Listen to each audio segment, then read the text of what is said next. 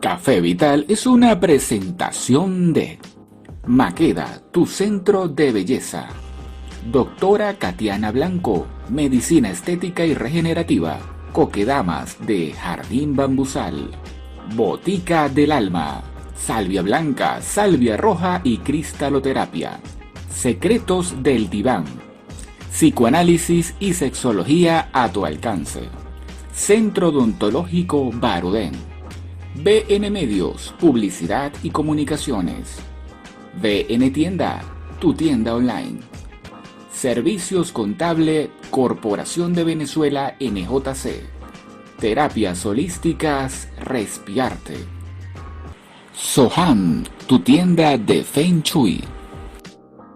Muchos de ustedes seguramente ya han visto en las noticias toda una situación allí de alarma, por así decirlo, sobre la aparición del hongo negro, que es una rara infección que, bueno, según los reportes, ha aparecido en India y tiene cierta relación con los pacientes de COVID-19. Por eso decidimos en el día de hoy tomarnos un café con la doctora Mariana Mora. Ella es médico internista y nos va a ayudar un poco a esclarecer todo lo relacionado con este tema. Así que, doctora, bienvenida a su café, Café Vital. Hola Víctor, buenos días. Muchas gracias por la invitación a tu programa Café Vital. Un saludo para todos tus oyentes. Gracias, de verdad, doctora. Valoramos muchísimo el hecho de esta entrevista, sobre todo por la relevancia que ella implica. Vamos en principio a conocer qué es el hongo negro y dónde se detectó.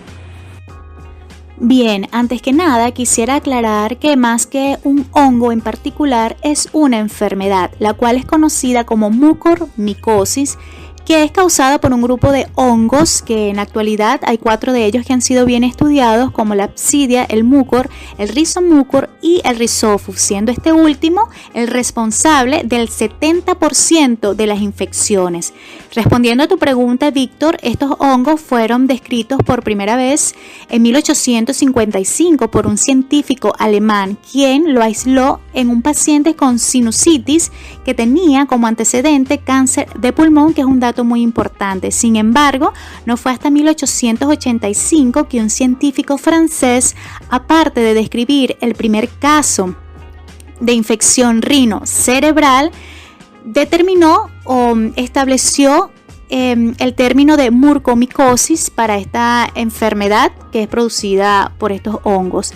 Y también hay reportes desde 1884 donde se aislaron a 2 de estos hongos en el pan, que es el moho, que todos hemos observado en el pan. Y en 1958 fue cuando se estableció como tratamiento de primera línea a la anfotericina B.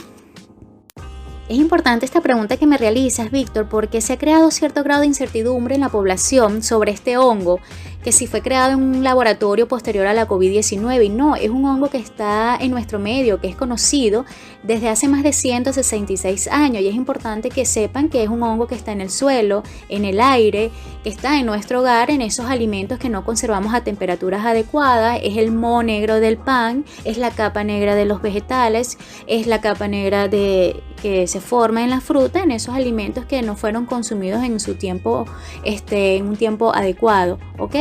Y que no nos van a causar daño gracias al sistema inmunitario competente que nosotros tenemos, porque esto es un hongo incluso que forma parte de nuestra flora microbiana normal en un 3%. Muy bien, doctora. Ahora conozcamos un poco cuáles son las vías de transmisión del hongo negro.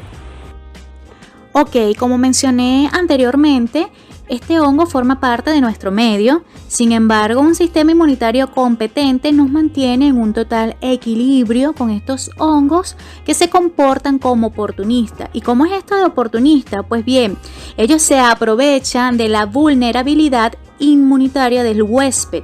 ¿ok?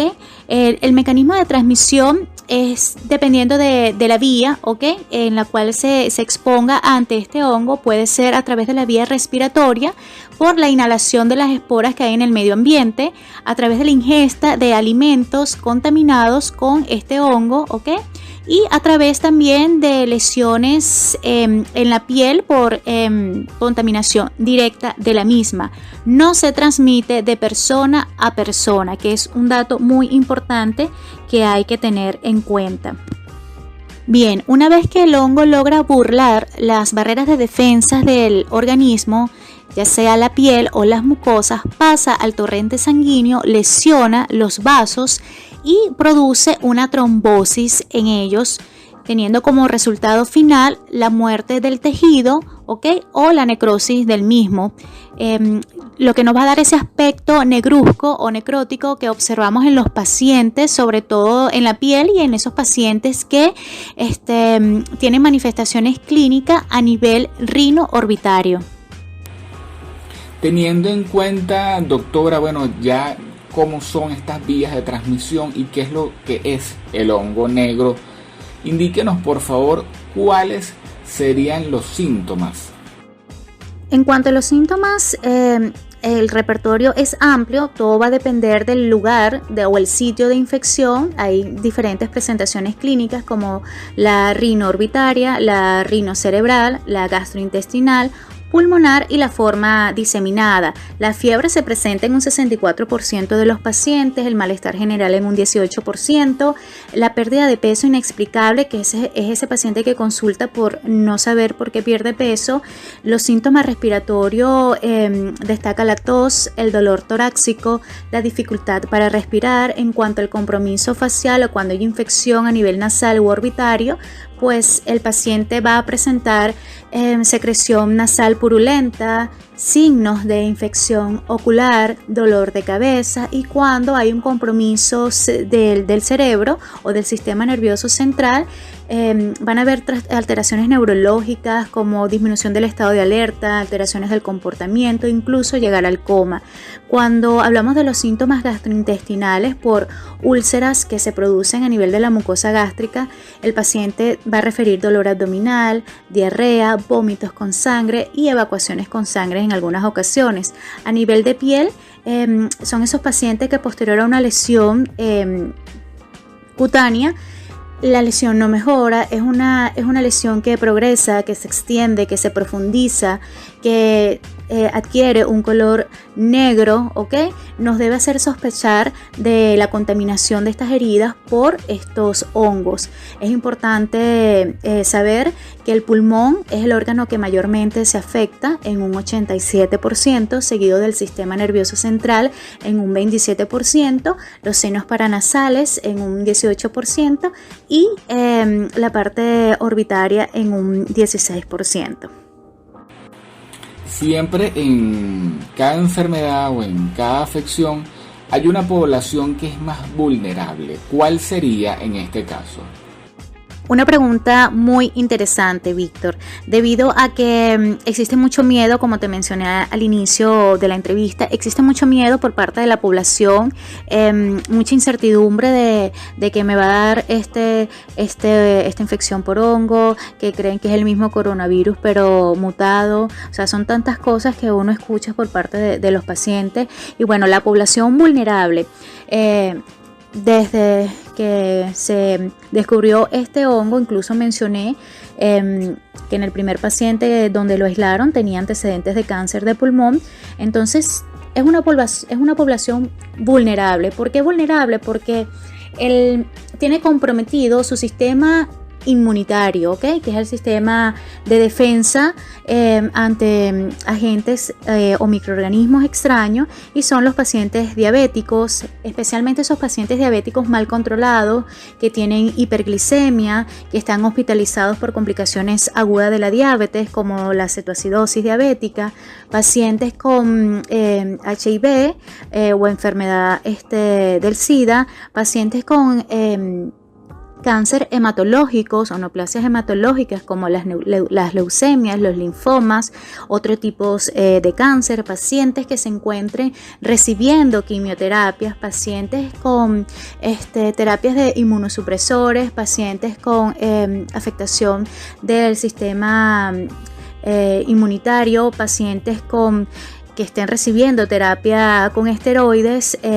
También tenemos esos pacientes con lesiones en piel, quemaduras, esos pacientes de gran quemados, no cualquier quemadura, sino esos pacientes que tienen comprometido un gran porcentaje de su superficie corporal por estas lesiones de quemaduras.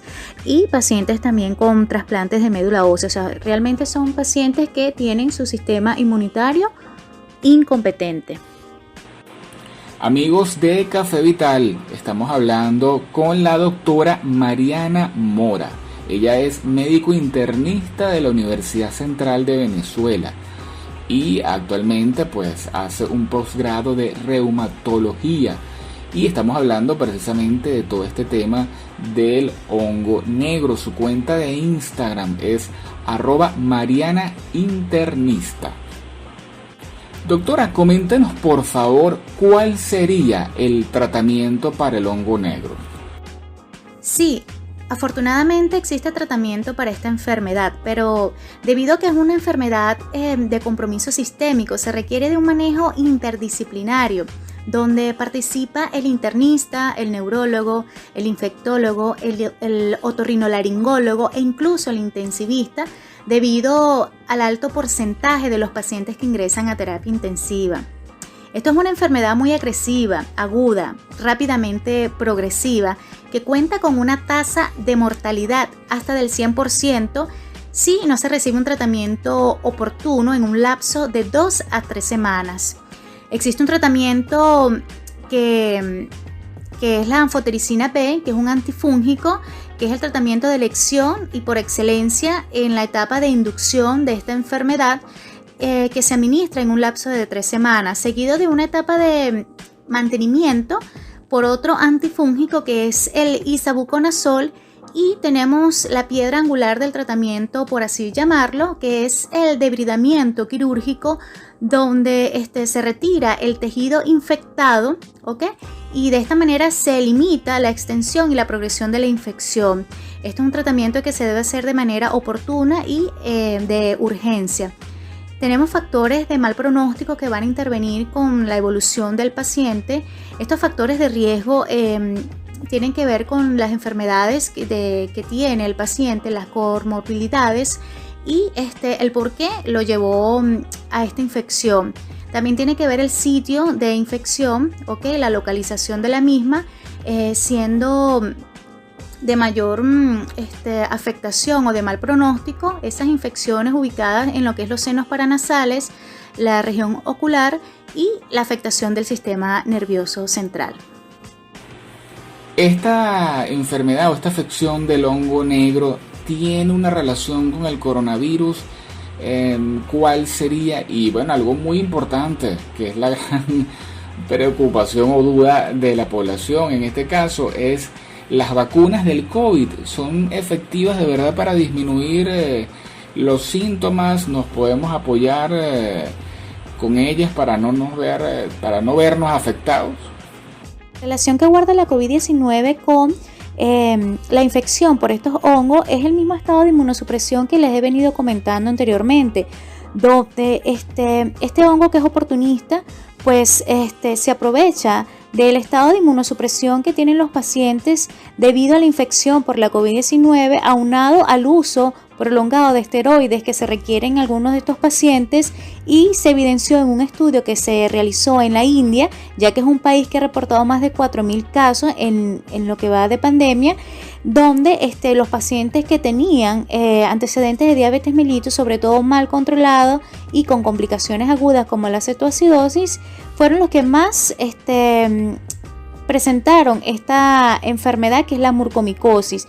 No es que la COVID-19 me la va a producir, ni es un hongo que viene asociado a ella, es que el estado de inmunosupresión en estos pacientes favorece que este hongo, que es oportunista, que normalmente está en nuestros medios, pues cause infección en estos pacientes. La vacunación contra la COVID-19 no me va a disminuir los síntomas de la mucormicosis ni los va a prevenir tampoco, porque son dos microorganismos distintos. Uno es un virus y el otro es un hongo, ¿ok? Así que no tiene viabilidad esta vacuna para prevenir o disminuir los síntomas de la infección por estos hongos, ¿ok?